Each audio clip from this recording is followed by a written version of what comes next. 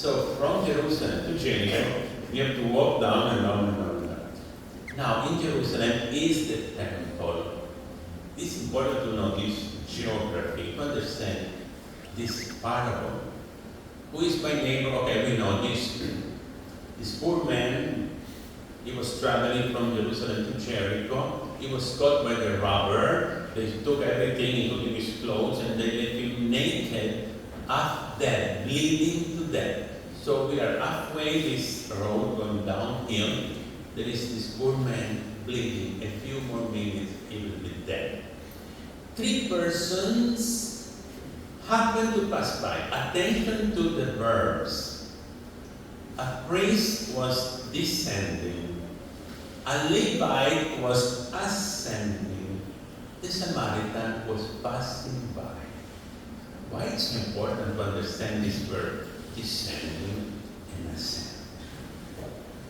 The priest, not Catholic priest, the Jewish priest. The priest was descending from the temple, and he was saying, all the priestly services were in the temple. So the priest, he just finished his service in the temple. It was the duty of the priest to offer incense, like what we do, and to offer the sacrifice. So he just finished offering incense to God, offering the sacrifice, and he was going back home after the service. You may say, after the Mass, going back home. He saw this poor victim of the robbers. It's written, he went on the opposite side of the road to make it sure not even a drop of blood will touch him. Because according to the law of Moses, it's just one drop of blood will touch the priest in any part of the body or his clothes. For 15 days he will be impure. And for 15 days he will not be able to offer sacrifices in the temple. So for 15 days, well, donations. So we decided that donations are more important than assisting neighbors. So bumaba, tumalikod, and he went down to Jericho. A Levite came up. Who are the Levites? Levites are not priests. Levites are lay people assisting the priests. For example, they assist the priest by being altar servers. Hello? Kayo ang modern Levites.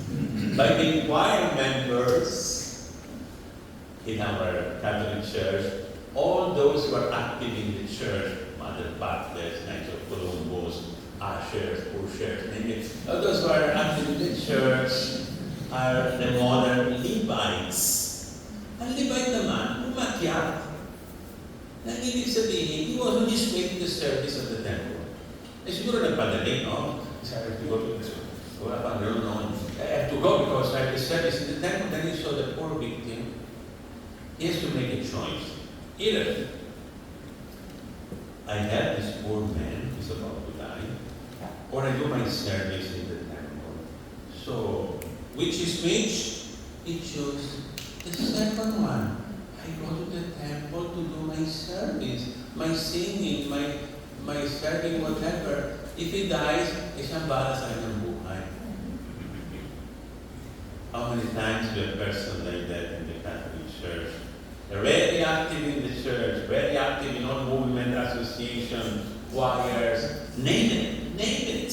I met a woman, she had in her cabinet 10 different uniforms.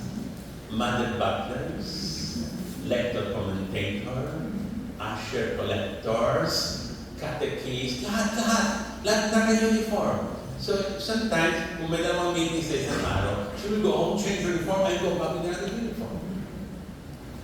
But then the husband was complaining, Father, my wife is never at home. She's not even cooking for us and for me, for the children. The house is completely abandoned and neglected. So, the Levite, he preferred the service of God to the charity to neighbor. Then we know that the Samaritan, nothing to do with mga taga-Samar, mga Exoon na taga-Samar. Samaritans are those who live in Samaria. So, the Holy Land is like Galilee of Cebu, as we can get. In the north is Galilee. In the south, the temple is Judea. in between there is sandwich, there is Samaria. Now these Samaritans, they were half-breed Jews, half-breed. Because during the deportation in Babylon, the women intermarried with the pagans. So what came out is half-breed. As if you bring a German Shepherd, a Chihuahua, what comes out is a half-breed. So they were despised by the Jews as not having pure blood. So they said, Samaritan ka lang, askal ka, half-breed ka. That's why Jesus chose this half-breed, this despised person as Samaritan. Who said, never mind the temple, never mind the service of God. Now what is more important is the service of man. Because he's about to die, after which we can go to the temple. Now the question and the challenge for all of us. Which of the three we identify with? Well, the priest is only me. For me, priest, is it more important to celebrate the Mass? If on the way to Mass, I see an accident and somebody is about to die, should I abandon him there and continue for the Mass? Or should I rather help him? Kayo naman, after the Mass, you just go home and enjoy Netflix or whatever you do on Sunday, movies and kainan? Or rather you will go to help somebody in needs. And oftentimes those in needs are right there in our house. Our aging senior citizen, our parents, our lolo and lola. There are other people that we neglect. So we have always time for God, but a very little time for them. So to finish, this parable is not telling us that worshiping God in the temple is not important. Of course it's important. But whenever you have to make a choice between serving God in the temple in whatever function, or saving the life of a person, well, by all means, first we have to save the life of that person, and afterwards we will go to the temple to worship our Lord. Laudetur Jesus Christus.